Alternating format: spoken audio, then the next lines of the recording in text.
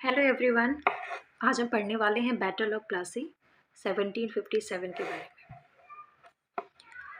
East India company जब India में trading के लिए आई थी 1600 एडी में, तो उसका सिर्फ एक पर्पस था इंडिया में ट्रेड करना। उन्होंने कभी ये नहीं सोचा था कि इंडिया में कभी वो एडमिनिस्ट्रेशन के लिए भी प्रयास करेंगे और इंडिया में कभी अपना एम्पायर इस्टेब्लिश करने की कोशिश करेंगे। लेकिन बैटल ऑफ प्लासी 1757 एक ऐसा इवेंट था, एक ऐसा बैटल था जिसके बाद से काफ़ी सारी चेंजेस होने वाले हैं।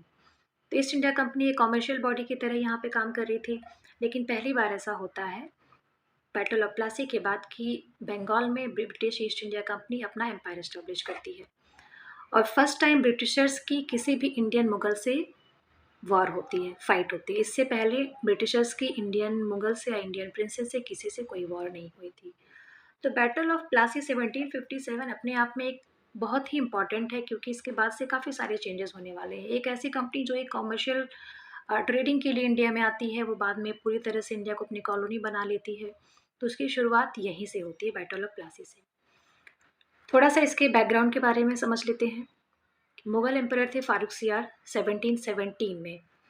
इन्होंने ब्रिटिश ईस्ट इंडिया कंपनी को एक फरमान जारी किया था, जिसमें इन्होंने ड्यूटी फ्री ट्रेड की परमिशन दे दी थी, जिसे कहते हैं दस्तक। इसमें यह कहा गया कि British east India company India में विदाउट टैक्स पे किए ट्रेड कर सकती है। बाद में ऐसा हुआ कि जो इनके एम्प्लॉय थे ईस्ट इंडिया कंपनी के, वो भी इसका इलीगल तरह से इस्तेमाल करने लगे, उसका मिसयूज़ करने लगे थे। वो पर्सनल ट्रेड करना भी उन्होंने स्टार्ट कर दिया था।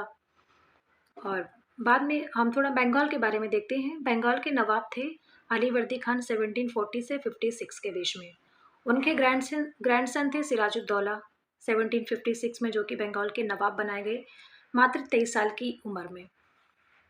तो जब सिराजुद्दौला यहाँ पे एक नवाब बन के आते हैं बंगाल में, तो उनको इन चीज़ों से प्रॉब्लम होने लगती है। जो दस्तक वाला सिस्टम था, जो कि ड्यूटी फ्री ट्रेड वाला सिस्टम था, अंग्रेज इसका मिसयूज़ कर रहे थे, इलीगल तरीके से प्राइवेट ट्रेड में इन्वॉल्व थे और इन्होंने कुछ प्लेसेस को फोर्टिफाई कर लिया था। सिराजुद्दौला ने अंग्रेज़ों से कहा कि वो इन चीज़ों को बंद करें, स्टॉप करें और टैक्स की डिमांड करी ब्रिटिशर्स से, ईस्ट इंडिया कंपनी से, और फोर्टिफिकेशन को स्टॉप करने की बात करी। लेकिन जो अंग्रेज़ थे उन्होंने इन चीज़ों को बहुत लाइटली लिया। उन्हें लगा कि ये तो 1717 से और काफ़ी टाइम से इस चीज़ को फॉलो करते हुए आ रहे हैं, और इनसे पहले के जो मुगल एम्परर थे उन्होंने इनको ये परमिशन दी थी। और सिराजुद्दौला की एज भी बहुत कम थी, सिर्फ 23 साल। तो इन्होंने इसको बहुत लाइटली लिया और इस चीज़ को एक्सेप्ट करने से मना कर दिया। फाइनली इन्होंने इस चीज़ को डिनाई कर दिया। तो बाद में क्या होता है कि सिराजुद्दौला को भी गुस्सा आता है इस बात से कि ब्रिटिशर्स उनकी इस बात को मानने से मना कर रहे हैं।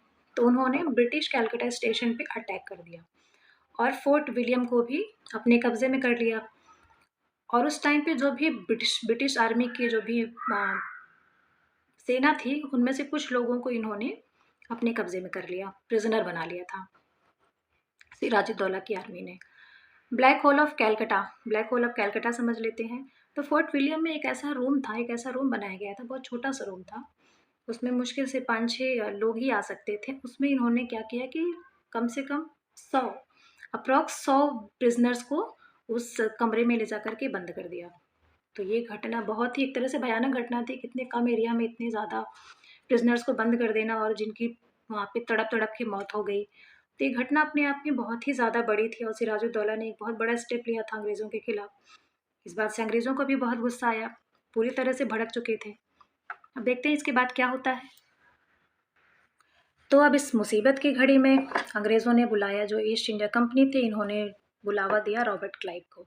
रॉबर्ट क्लाइव अपनी पूरी फ़ौज लेके, पूरी सेना लेके यहाँ पे सिराजुद्दौला से लड़ने के लिए बिल्कुल तैयार हो जाते हैं। सिराजुद्दौला की टीम में जो इनकी आर्मी का लीडर था वो था मीर जाफ़र, और ब्रिटिशर्स को रॉबर्ट क्लाइव लीड कर रहे थे।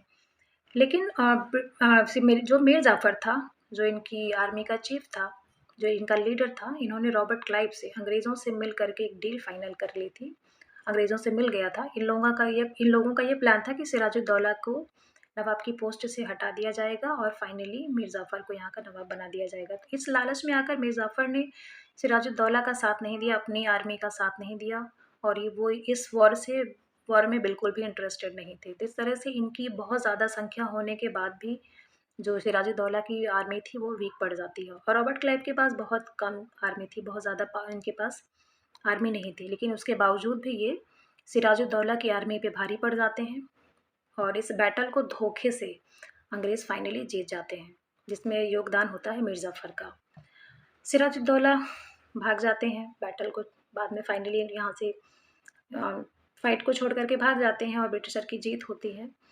तो इस तरह से बैटल ऑफ प्लासी के बाद से बंगाल में पहली बार ब्रिटिश का कंट्रोल इस्टेब्लिश होता है।